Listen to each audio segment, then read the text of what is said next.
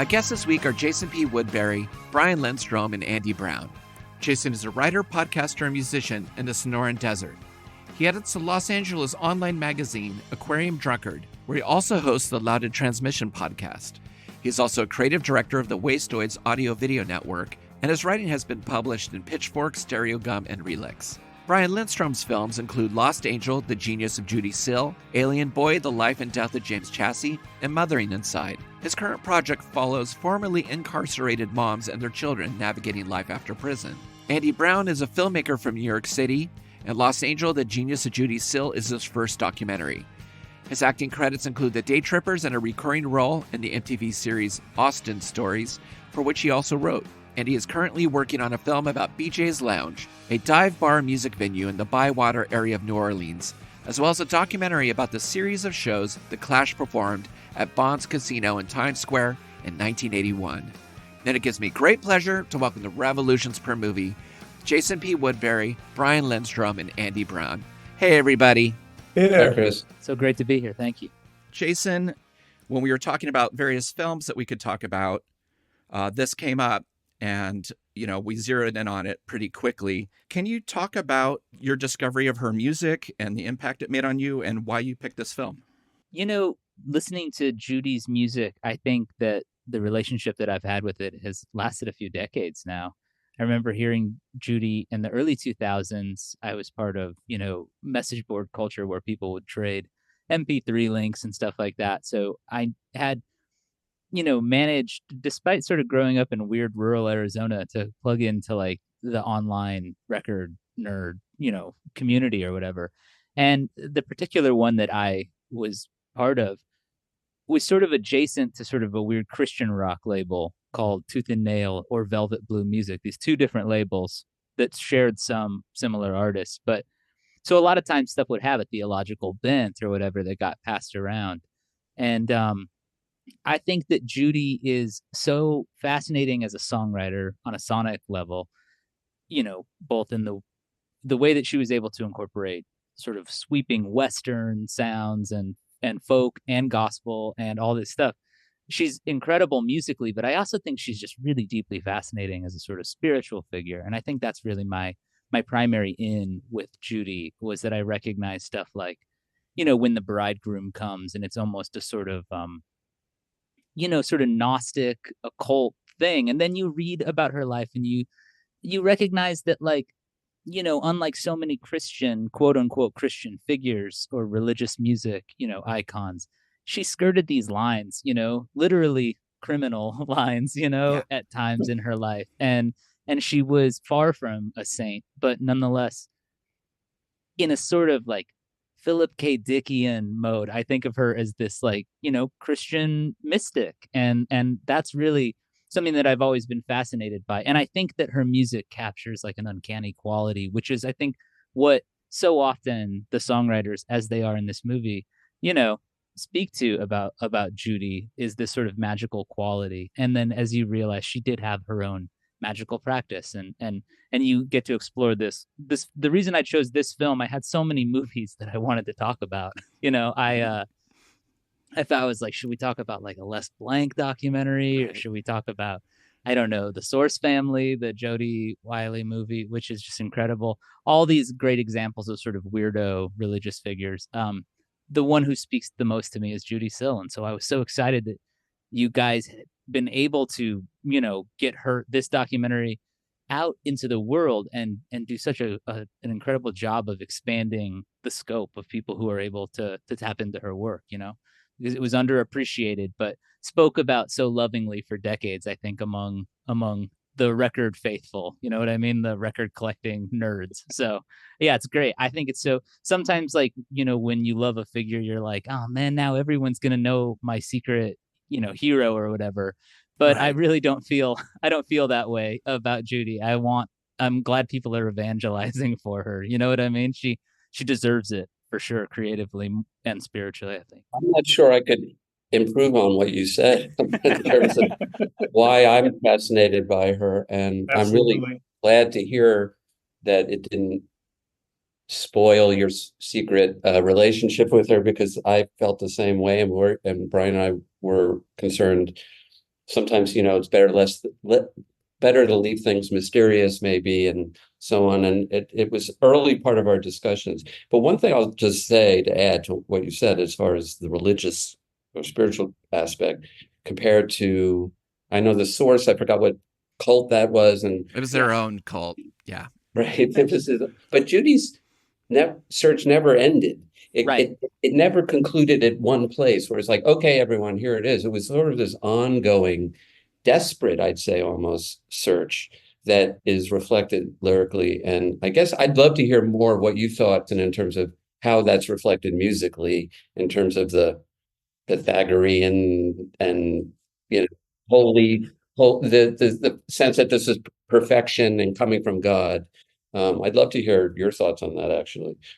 Well, what's interesting about that stuff is that as much as I can kind of rudimentarily understand musical notation. I don't have I don't have the ability to deeply read music, nor do I ever have the patience for the actual mechanics of the numerology when it comes to almost any of these figures that I love. Is like, it's a substantial thing to dig in to figure out exactly how all that stuff works or what their relationship is to it.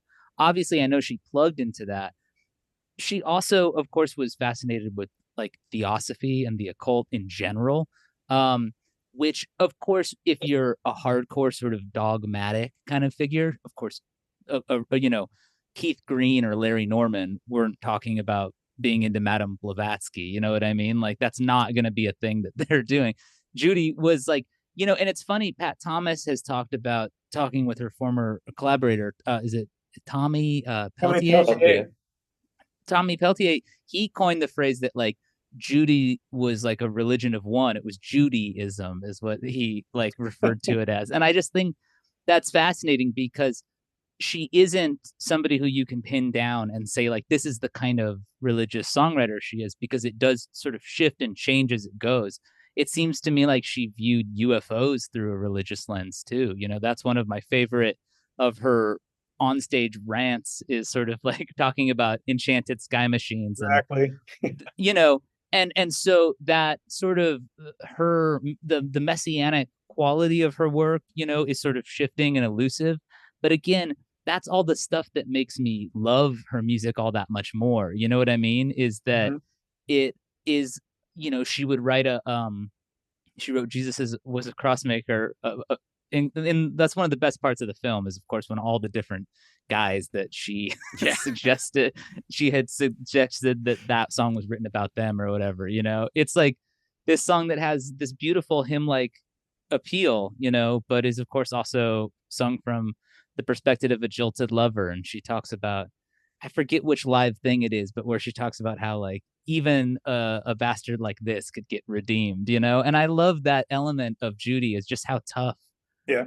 You know what I mean? It's very much like when you actually go back and like read the Gospels and you realize Jesus hung out with like the rough crowd or whatever. You know what I mean? And like all of that just makes her that much more compelling. I think it makes it really easy to mythologize her too. And I understand what you're saying about like not necessarily wanting to undo the magical spell of her own, music, and you don't do that though. I think that you get a view of her as a much more complicated figure than she has typically been presented, because people tend to sort of sensationalize and boil down to these like real quick sound bites, but yeah, the film really explodes that in such a great way. Oh, thank you. One thing I love about Judy is that she also lived her faith. And I think a great illustration of that is this wonderful story that the late Art Johnson told. And, one of the challenges of making this film was like just having to say no to a lot of material that we would have loved to have included. But we would have made a film that was 7 hours long and no one would watch it. So we really had to make some tough choices. But Art talked about how Judy loved to bring people together. And one thing she would do is she would love to, whenever she got some money, she would love to take everyone out to eat. And there was like a street fair in kind of like a really rough part of LA. It was on a Sunday morning, and she took everyone there to eat. And as they were walking to the restaurant, there was a pretty big fight going on between two big guys. And, all the kind of guys in the crowd that Judy was with were just kind of like, let's just walk past this and, not get hurt. And Judy said no. And she went up to the two guys. It was a Sunday morning. She said, this is the day that the Lord has made. You can't be doing this. And she actually stopped the fight. Yeah. Yeah. And she had the chops to do that, just the kind of conviction of something to be able to say to two, violent guys, you can't do that, not on this day. And they listened to her. But it's interesting because, you're talking about people appreciating these religious aspects of her. And when, I was talking to Andy Zaks, who reissued these things originally, he wrote me a letter. He said, when I first did the reissues in 2003 and Judy's legacy, such as it was pretty minimal, and she was seldom discussed. And when it was discussed, it was usually she was an anomaly on the Asylum roster, a weirdo, or a crazy Jesus freak who drank her own urine. And, as somebody like myself who had no religious upbringing, right, and was like really scared of anything that had religious overtones in it. I'm not talking about spiritual music. I mean, I'd listen to the Butthole Surfers and find God in that, right? I agree. Yeah, totally. I hear God in Suicide for sure. And I know what you mean. It seemed like in the film there were times where they talked about how this kind of religious overtones kind of hindered her career in the early 70s in terms of people not knowing what to do with it. She despised being lumped together with Christian rock. She absolutely rejected that. I think, although it's interesting. I mean, Brian and I have talked about this film a lot over the last couple of months, and it was just now that it occurred to me while Jason was talking that something must have happened when she learned to play gospel licks on church organ in reform school. Literally happened to her in that moment that transformed her to some degree, because she didn't grow up religious either. But there was some combination there. And I know it's in the film and we've talked, but it just hit me now, just how transformative that must have been. She talks about that in the film. I learned that these licks, there was the Enchanted Sky Machine intro, on the church organ that I learned in reform school. That's the truth. And I think there must have been something very powerful about that set a path musically for her. I don't know. It just popped into my head, and I've not voiced it up until now. I mean, I think that's so fascinating, and I think that one, her discomfort with the Christian rock notion, again, is very understandable. She's on Asylum Records. She's not on some podunk, CCM fledgling label. Right. She's on a hip label, with hip label mates, and isn't, but like you'll even hear like, her disdain for getting lumped in with Christian rock. She also didn't love playing with rock bands, of course. You know what I mean? Like, so it's like she viewed this, I think she did view it as sacred music, but again, very personally and uniquely sacred music. And that's really what makes her such a fascinating figure. And it's like, one, you couldn't, like I said, you couldn't sell her to a straight CCM type audience. Her stuff's way too ambiguous for that. So there's that, so it wouldn't have made sense for her to try to position herself that way. But again, I don't think she did, and it's like, I think that when we think of her, I think we can think of her in league with like people like Dylan and Leonard Cohen and people who have very explicitly explored religious material without slipping into the one size fits all, category, which is not, usually all that real when it comes to creative people. You know what I mean? Like the boundaries are very porous, I think. And I think her music really demonstrates that. And it's fascinating to imagine her having almost like a sort of musical conversion experience. Because I definitely think that mystic term is important to always sort of make sure we apply to Judy, because her stuff is so experiential. I mean, like, I think she this music was profoundly experiential to her. And so having to perform in front of rock bands and people who didn't give a shit and were annoyed by whatever she was doing, that must have been so depressing, And I mean, she's not exactly somebody who's not prone to sort of dramatic bouts of depression, So I could just really imagine that being a tough road for her in that moment, you know. But one of my favorite things about the documentary, and this is true of all my favorite music documentaries, but the other one that I really wanted to talk about was maybe Some Kind of Monster by Metallica. I don't know if you guys all know that one, but I think it's one of the most bizarrely brave and honest and truthful movies ever made about making music. But in that same way, you know, this movie doesn't really shy away from some of Judy's uglier moments, you know, when some of this, what she said about David Geffen, obviously pretty indefensible. That said, he does have a tendency to really annoy people and piss people off. So, I mean, I can't imagine she was the first one to besmirch him, you know, but yeah, there were like moments where you can see that there was bitterness entangled with all of this rapture too. And that's just always the way it is, you know, it's like always it's always such a, you know, it's like, yeah, like you said, she was pulled towards this music in some ways, and that's not always a comfortable arrangement for artists, you know, and it didn't seem like it always was for her, that's for sure. Yeah, we felt like the best way to honor Judy was really just to be completely honest about her struggles, you know, because it makes, personally, I think it makes her triumph that much more impressive. So how do you decide to pull together a story about Judy? Where did you start? And how did you start acquiring all this amazing archival writings? And there's that amazing, I don't know what it is, but there's like, it looks like early black and white video footage of her singing on a porch, and it's all ghosted out. I mean, where were you finding this stuff for someone who was as obscure as they were?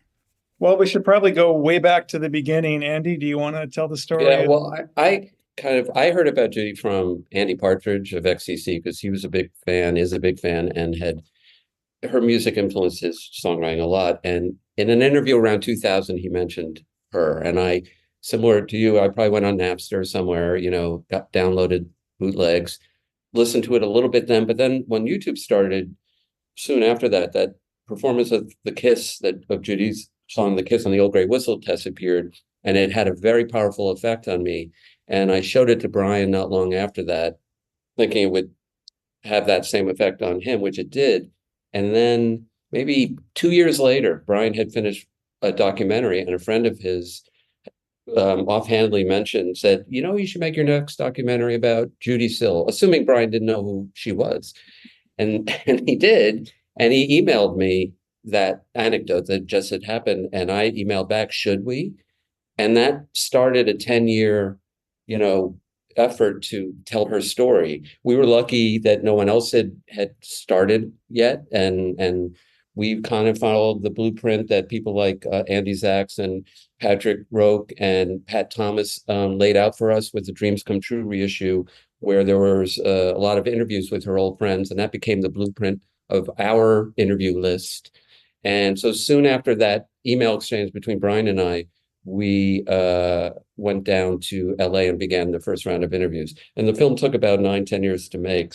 Not that we were working continuously that long on it, but it just went in fits and starts, mostly because we had, well, we were self-funding for one thing. That was a big part, but also accumulating the archive. That's what it takes.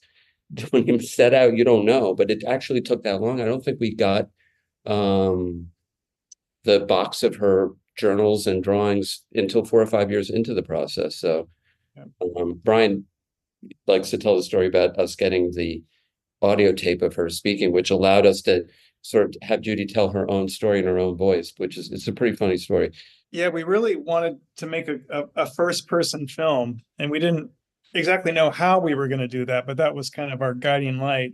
And several years into the project, I think we did our first interviews in December of 2013. And just really quickly, what was so affirming about that was that, you know, these were Judy's dear friends like Tommy Peltier and Pat Blessing and Bill Plummer. You know, so many of these people have now since passed away. And what was so gratifying was their enthusiasm that we were making the film, but also that Judy was like still a vivid, palpable, living presence in their lives, you know. And I think we knew at that point, if Judy touched those people that way, maybe she could touch an audience that way.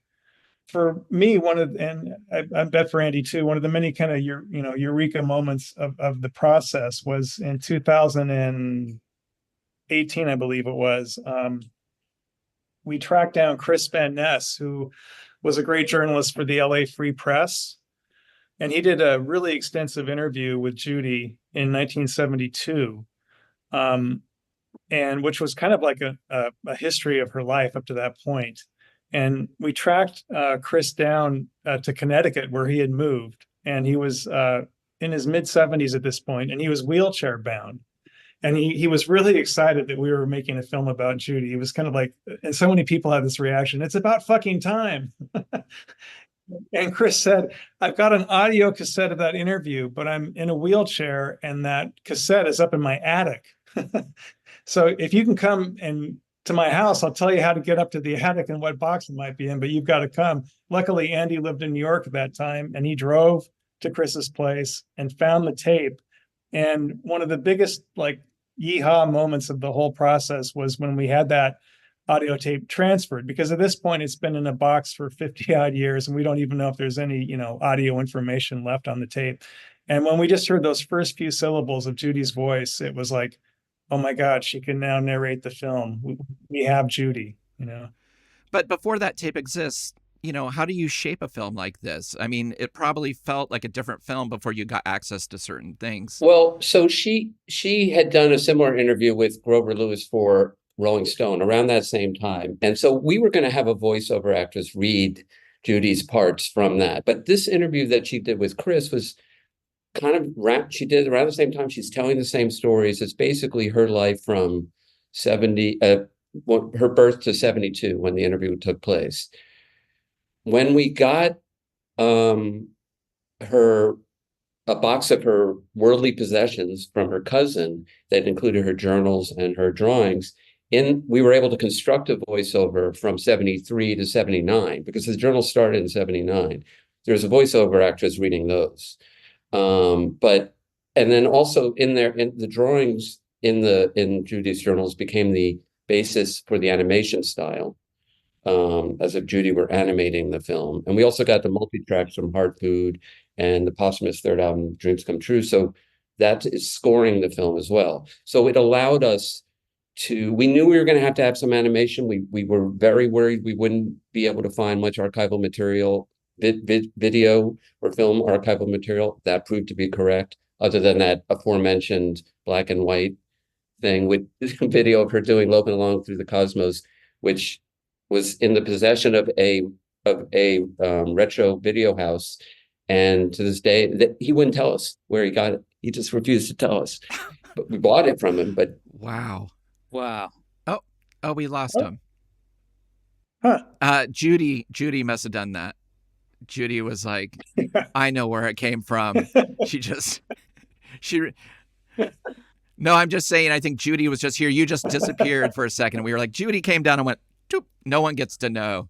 Did she tell you? Where it came from?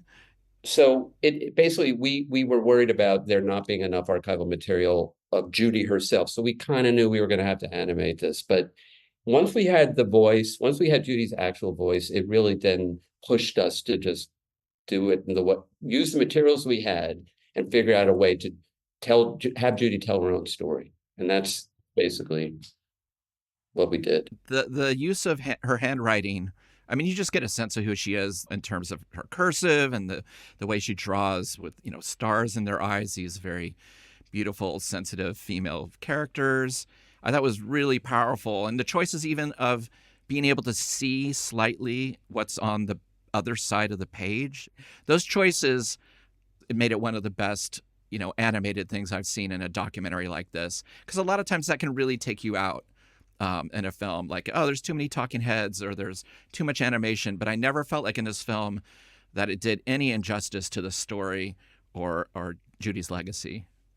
Well, good. I'm glad. I mean, it's used a lot, animation and music docs, but I think we felt that because it was actually Judy's style, it was actually as the way we had an illustrator copy Judy's style and create the animation, that it gave us a little, it gave the animation and music docs a little more life. We should give a shout out to Mia Nolting, who was the wonderful illustrator, and then Sam Neiman, the animator. And I just really feel like they kind of brought Judy to life. Yeah, that's great. It makes me wonder she should have been given an animation budget back in the 70s. You know what I mean? Like Totally. She wouldn't have had to go out on tour. Just make a cool, Yellow Submarine style Judy Sill animated film, because it could be amazing. That she does have a deeply visual, like you said, seeing the journals and stuff. I thought that was great, and she was just so frank and so candid, and that all comes through. And I also think that when you get the chance to hear her voice, it's like a real reminder, sometimes you hear people singing voices and then you hear their speaking voices and it doesn't sound like the same person. With Judy, it totally sounds like the same person, but in a really, not this sort of hackneyed way. It's like, you're like, wow. Yeah, it's so excitable, so confident, egotistical, just on fire. I just love that she's like, yeah, I'm a genius. I should be the biggest artist of all time, and I'm going to do it. And you listen to the music and you're like, yeah, of course. You're in the conversation. You should be. I think about the song The Kiss, this sort of union. It's like William Blake wrote about the union or the marriage of heaven and hell, this sort of and I feel like you see over and over again, Judy, in some ways, a sort of creative archetype figure, because she has these huge high moments and then these really devastating lows. And that's just, both of those things inform the music, and if you were lacking one, it doesn't become this Judy Sill, the thing that people latch onto. You know what I mean? You can't. Yeah, I think that that all comes through. As she would say, the lower down you go to get your momentum from, the higher up it will propel you. Yeah, and that is sort of in a funny way. That is an alchemical, sort of notion, right? As above, so below, and these ideas of all that, and I think that but she's obviously evoking that you just see it in a purely creative expression way, and I think that is really accurate too. The sort of alchemizing of pain and suffering, or, lonesomeness or whatever other thing, into something that is transcendent, because she's definitely after transcendence. If you, completely, that's the whole thing. And it's so often denied her because the mechanics of the music business are the mechanics of the music business, and that's that stinks. And because of her own self-sabotage, 100%, her own failings that she would own up to, But she wanted that transcendence not only for herself, but for what she was hoping would be a very wide audience, because she really thought that she was downloading this stuff from above to share and heal the masses. And so, that's a lot of pressure. Yeah, that's amazing. In the film, they said she was making this music to heal people, Right. I want to talk about The Kiss. I saw the film in the safety of my own home, and I had plenty of, Kleenex to there with me. And then I went to see it, in the theater, and I brought stuff with me so I would not be the weirdo in the corner crying. But I can't help it when I hear The Kiss. It destroys me every time. I can't even put it into words. And I know there's a segment in the film where people try to describe, they just want to live in it. They want to know the knowledge and the feeling of it. But it seems like that is kind of her quintessential song. I feel like that would be the song most people would be like, after you hear this, you're going to go buy these records. Can I just say that, first of all, that in all the years we've been working on this film, whenever I'm reviewing a clip or whatever, if it includes The Kiss, I can't fast forward through it. I have to watch it in real time. Yeah. I mean, it just demands my attention and rewards my attention. It's just such a powerful piece.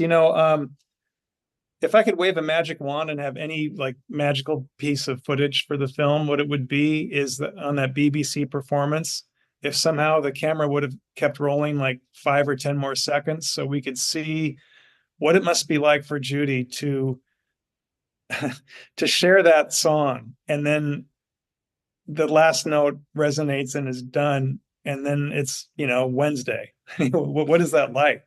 How do you come back? Yeah. I think she, well, first of all, that performance of the kiss is the reason we started making this film. There's no question about that. I would recommend anybody going onto the YouTube comment section of that video and just look at people's reactions to it. I think people's reactions are, oh, that's nice, or, oh my goodness, how come I've never heard of this person before? It's been the sort of rabbit hole people learn about Judy from that particular song. I think it's in a way her mission statement. It's her God only knows, masterpiece. She probably knew that. And it's balancing, as you said, the heaven and hell, the Blakean sort of dichotomy, and in the way that many of her songs are attempting to do, but in some ways probably does best in that song. I don't know if that's the one that everybody should start with in some ways. I love that song, and I certainly could see if that had been my first one, but I think there's so many of her songs that what I'll say about The Kiss is that it's just so undeniably touched by a presence, in the same way that a song like God Only Knows, or even, I don't know if you guys know the Beach Boys song Till I Die from Absolutely.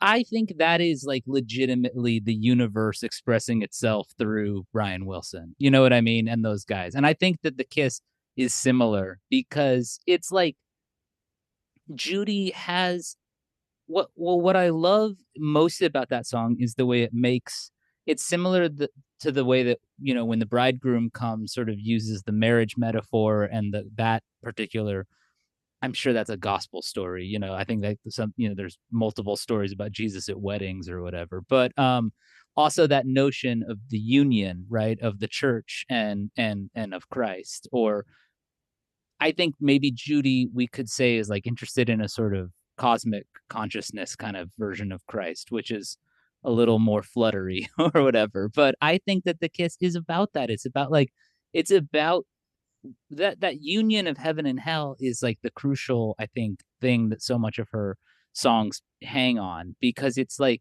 it's saying that she also expresses it really well in Loping Along Through the Cosmos. She says, however we are is okay. And I think that's like I think that's a Judy thing. Is she's trying to say, like, there are these moments where we're stuck, and that's okay, because those are part of how we, figure out how to get unstuck. It's like, it's all part of this thing. So I think that a song like The Kiss is like that idea of sort of like making tender all of the stress and struggle of managing to stay alive.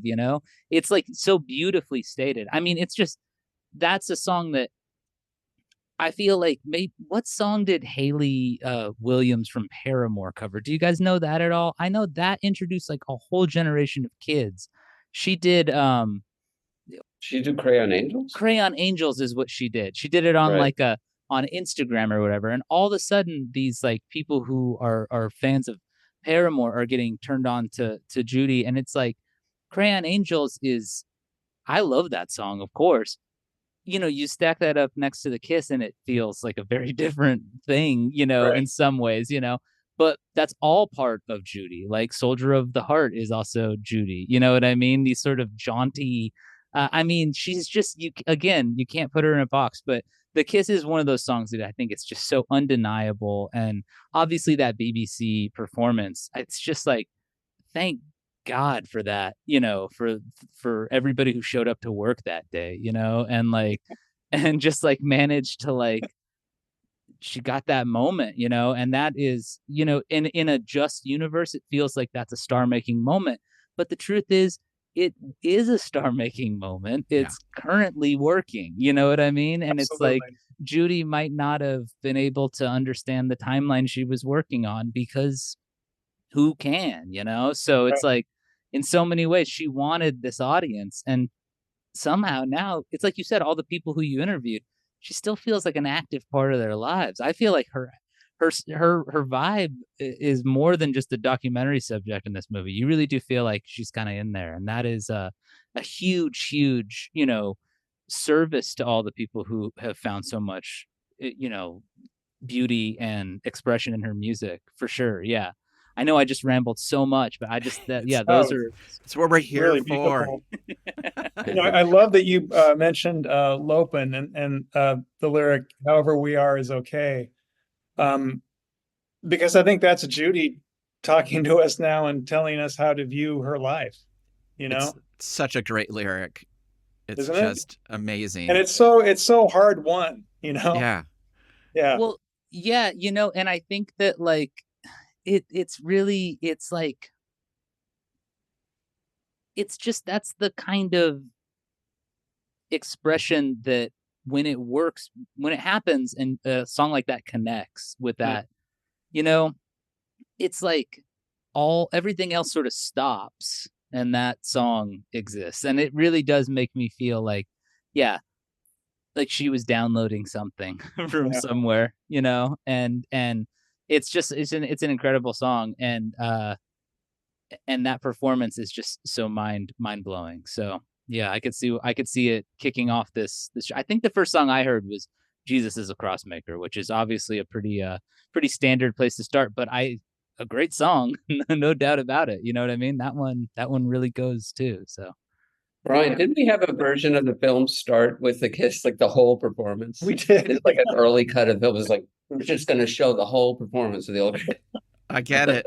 And also it's great because you watch the film and every song that comes up, I think you're like, oh, this is maybe my favorite one, you know, for a different reason. Yeah, and I love that segment where you have the person breaking down the song and they're just in it in their head and they're like conducting it and alone in a room. And it's like, I think Judy kind of does that. Yeah. Yeah. I think about that photo that's in Heart Food, you know, where she's got the baton and those incredible big headphones, you know, and it's just like, in that moment, you really, I mean, that the visual design of both of the albums that were released in her lifetime is incredible. You have somebody who has so much mythology about them, and then you have somebody who's just such an incredible artist. Like when you're making this movie, how do you thread that line in terms of, all right, how much of her backstory we need to lean on? Because I know that, Brian, you've said this is also a film about childhood trauma, and I think you tell her early life really beautifully and not in a judgy way or a exploitive way, like, oh, she was just a weirdo and you know, was a prostitute and was in jail. It's not sensationalized, but it definitely leads into somebody who was living in their car and then all of a sudden shortly after was on Asylum Records. It was just a product of the times in a way. I don't know if we ever actually stated this to each other, but I always felt, Andy, I'll be curious if you agree with this, that that what we were trying to do is make Judy's life matter to the audience as much as her music did. Would you agree with that, Andy? Yeah, and just to show that all the knocks she took as a young person, that it didn't knock her out completely. And that she went from kicking heroin in the LA County jail for having been busted for forgery to support her heroin habit. She went from kicking heroin without any help in jail in 1968 and swearing to herself that if she could do that she could do anything, to being on the cover of Rolling Stone 4 years later. So this is meteoric, almost like, how did that even happen? Yeah. You know, Phoenix rising from the ashes. And when I think about how much she had gone through and then continued to go through, and tragically didn't survive because, you know, she was an addict and had a disease that she didn't get proper help for, but nonetheless kept fighting, kept trying to write songs up until the last week of her life, you know, still going on, trying, you know, not completely knocked down.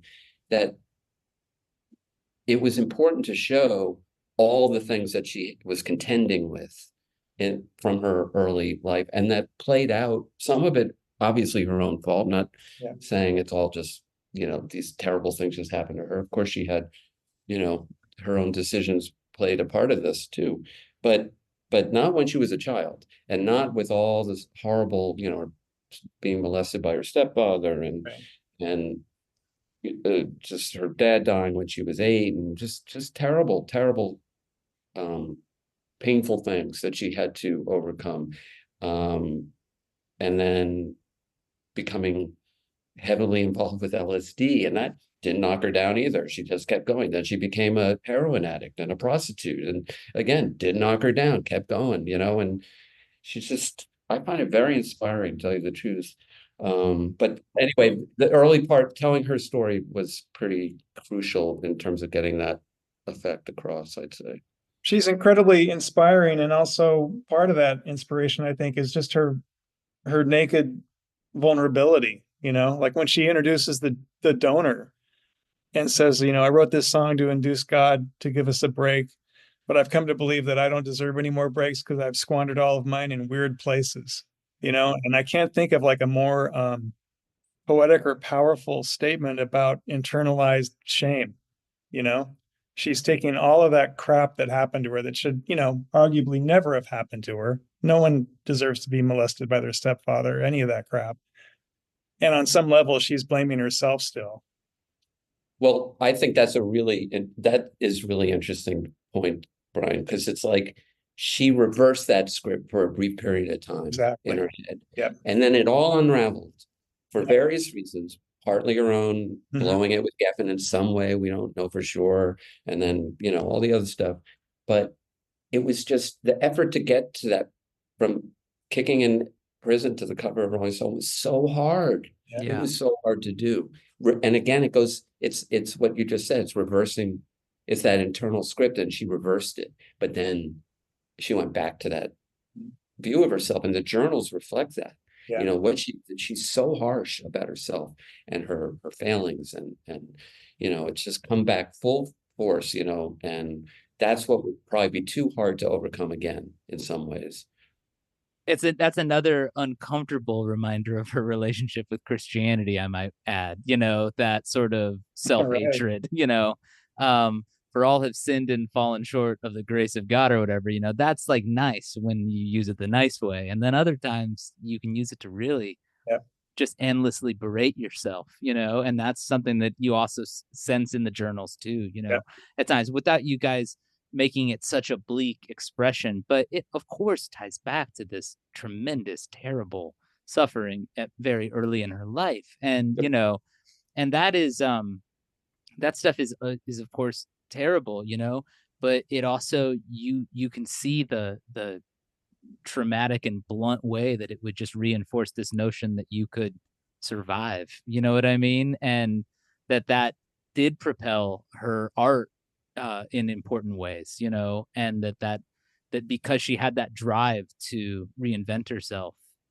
in this Phoenix-like fashion, and the chops, right? Yeah, and the melodies and these sacred geometry, frameworks and Madame Blavatsky writings, and she would call in. I get the sense, spiritually and creatively, it's anything that works, anything that gets her that jolt, and she definitely got it, and again, like I said, the highs and lows of this documentary are, very, they're extreme, but that's part of what makes, that the Phoenix story is pretty violent at one point, and that's the way it goes, and I think that comes through, both in her music and in her lyrical preoccupations, and in this great documentary that reveals so much about who she was. Yeah. I watched, just like all of us, watched a ton of documentaries, music documentaries, and sometimes I feel like the directors and producers are too close to it, or they don't want to, ask the hard questions. And the fact that you asked the question everybody wanted to know with David Geffen, what was that interview like? Did you know that you were going to have a chance to ask that? Was that hard to do, or were you like, it's a no-brainer? One of the advantages of Andy being at that point in New York and me in Portland is that when necessary, we could kind of divide and conquer. Like if there was an interview in New York, Andy could do it. If there was one in LA, I could do it. And it just so happened that I did the David Geffen interview. Well, first of all, Who else but Judy would contain these multitudes? One day I was interviewing Walter Fisk, who lived in a trailer in Lake Isabella, California. And then the next day I'm interviewing David Geffen, who literally has the most expensive private residence in North America. Oh, man. And only Judy would have Walter and David side by side. And Yes. just makes complete sense, you know? But the way we got, first of all, the interview with David Geffen was that Jackson Browne was an early interview of ours, and he was a great friend of the film. And he knew that David probably needed to have his say in what happened between he and Judy in the film. And so Jackson reached out to David on our behalf, and that's how we were able to interview him. It's you don't often hear about David Geffen's sensitive side, in the media. Right. But one thing that was so apparent interviewing him was just that he loved Judy. I mean, not just as an artist, but as a person, that he really cared about her. And even after the interview, he kind of touched me on the shoulder and looked me in the eye and said, "Please make sure you get my relationship with Judy right, because she meant the world to me." And I truly believe that. But in terms of the interview, there are just some hard questions you have to ask to serve the story. And we were always trying to serve the story, and so I had to ask, his version of events, what he thought about things that people had told me, or things that Andy and I had read. And then our strategy was really just to kind of put the information in the film and let the audience decide, because obviously we don't know. We could never find any kind of eyewitness to whatever Judy had said, or any audio recording of it, and yet we're pretty convinced she said something. That seems pretty clear, and in character, right? So. And she had told many of her friends she owned up to it. But I also think that as Andy and I discussed a lot while making the film, that there was a psychological payoff in Judy's mind to have a kind of overarching narrative that would explain her being dropped from the label, and I think it was a very convenient thing psychologically to be able to kind of say, "Oh, it's because of this," and not because people didn't buy this beautiful record. Exactly. Right. And that would be understandable for anyone, but especially if you feel like you're put here on earth and you've survived all these trials and tribulations because you're really meant to, save people with these songs. And then that album sells less than your first album. Right. Yeah. It was crushing. It was crushing to her. Was there other parts of her life that you couldn't include in the film? There were other parts that maybe had a little more to them. She was bisexual. There's stuff about that in the journal. I don't think she was committed to it, though, frankly, but she talks about it a lot. There's more stuff about her mystical pursuits and Rosicrucianism, and a lecture she gave on Rosicrucian humor that she literally gave to some Rosicrucian Society meeting in Bakersfield. And all the notes for that meeting, that lecture, are in the journals. It's quite interesting. DVD extras, I don't know. Somebody else could probably make a really good film about Judy and mysticism, a separate film, perhaps. One thing I wish we had time to have in the film, but we just really couldn't fit it in, is the song is in the film, but the story around the song isn't. And that is Judy's first known recording, Poor Tender Maiden's Lament, was made in 1963, I believe, at LA Valley Community College, where she was a music student. And that was like one of the premier music programs in the country at that time, because all the LA studio musicians also would study at the program or would come in and, teach. So it was like a really heady atmosphere. And every year they would have a songwriting contest. And Judy, who at that point was, literally just months from being released from reform school, won the songwriting contest. And so that's why that recording is in there, Poor Tender Maiden's Lament. And what's so fascinating to me is just like 2 notes into the song, it's fully formed Judy. Yeah. You just know it. It's like, oh my God, there's, a fullness and it's just her, But because it was a folk songwriting contest, I believe it was, and it was 64, I think, and it was nuclear annihilation was in the news all the time. It's about that. That's the subject matter. So it didn't have her future, larger canvas of looking at,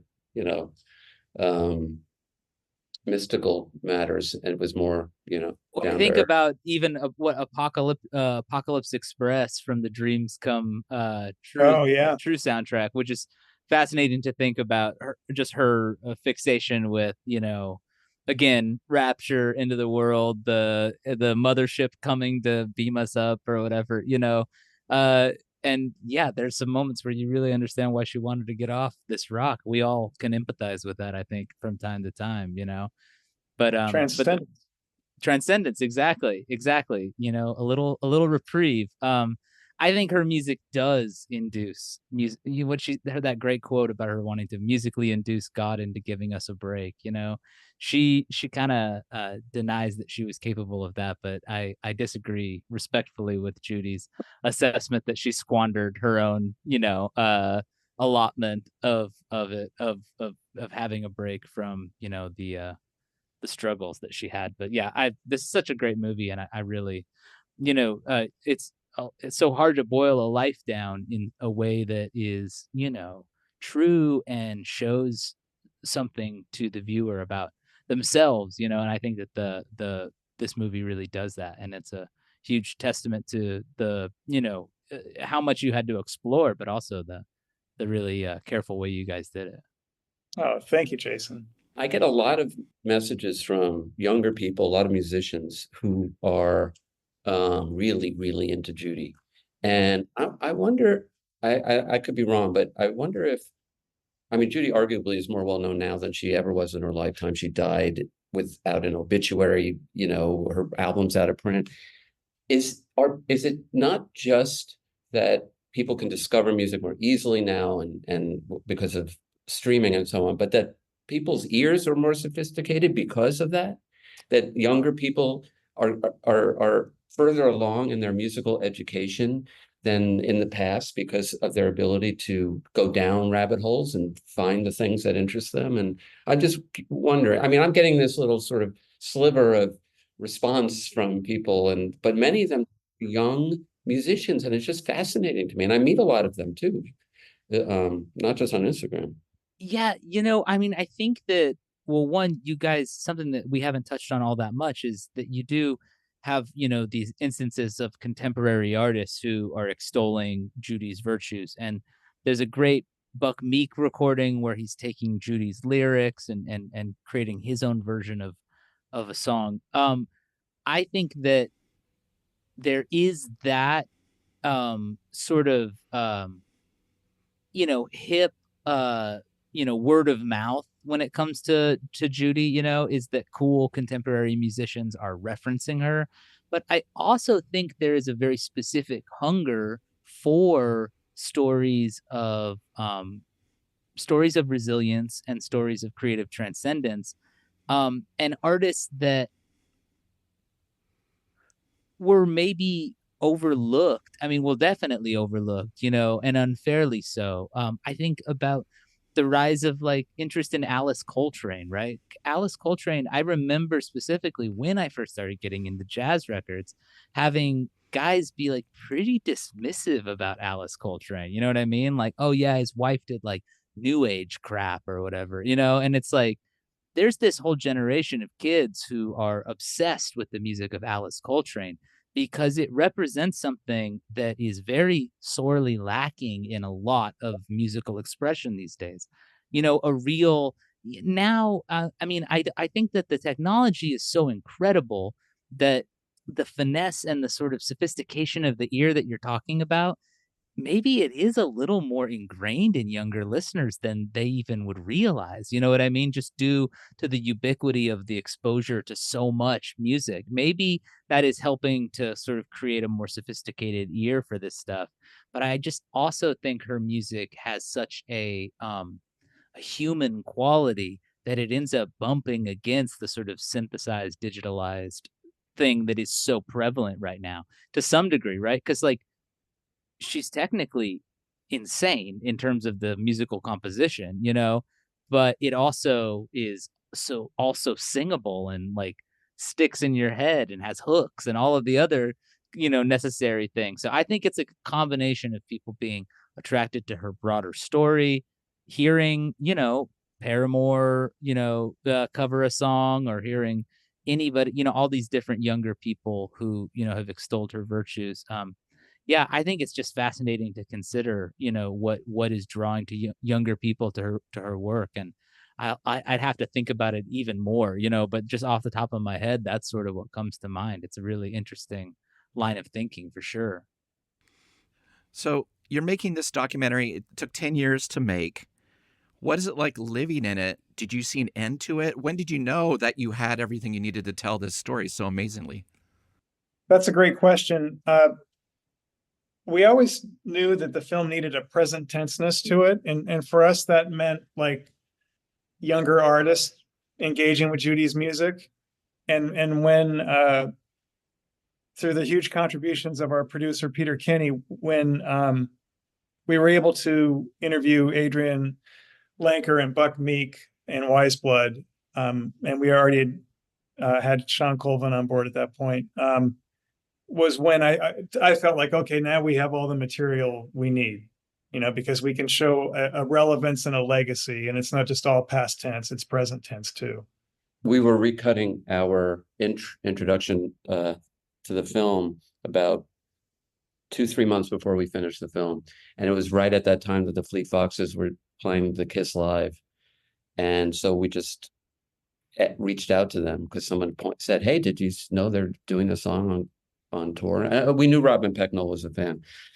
But anyway, we were able to sort of then put that in as well. So that was the finishing touch. But yes, it was when we got the contemporary younger musicians influence, I'm so glad you mentioned the excellent Fleet Foxes performance, because also what that shows is Judy's song, reverberating in a jam-packed, thousands and thousands of people enjoying it.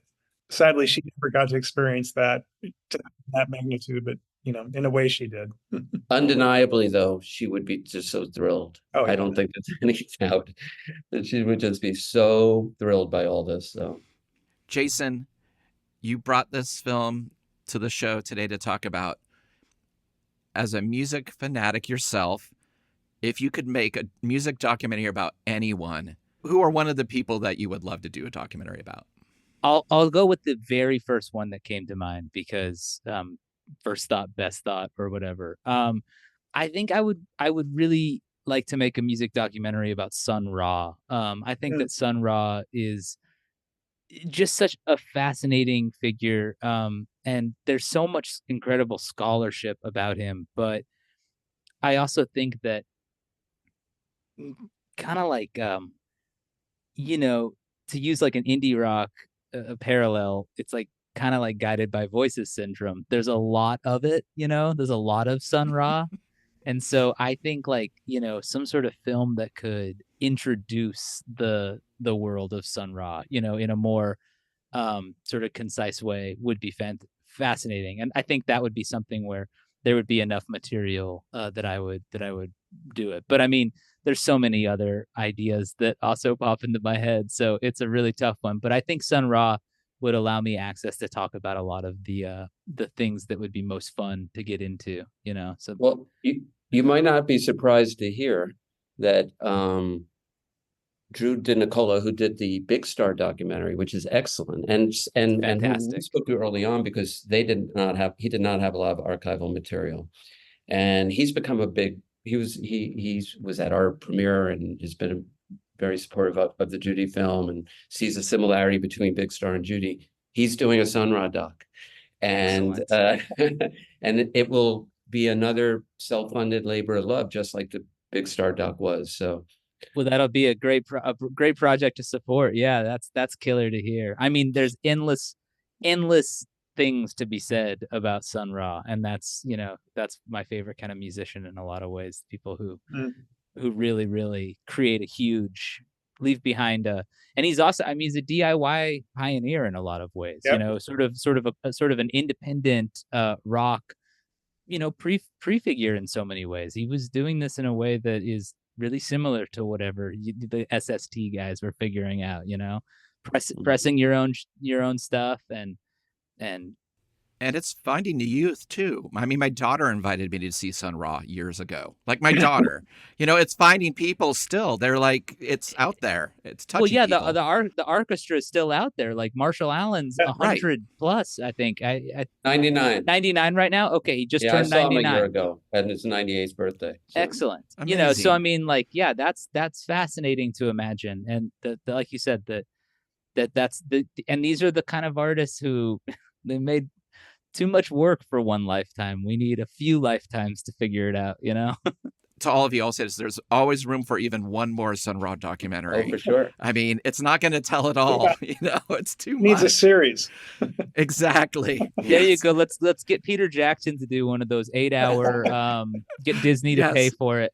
I mean, Hal Wilner got Disney to pay Sun Ra once, who knows? Really? Absolutely. You're absolutely right. He's on that, one of the many, tribute things that Hal Wilner produced. One of them, I think it's called Stay Awake.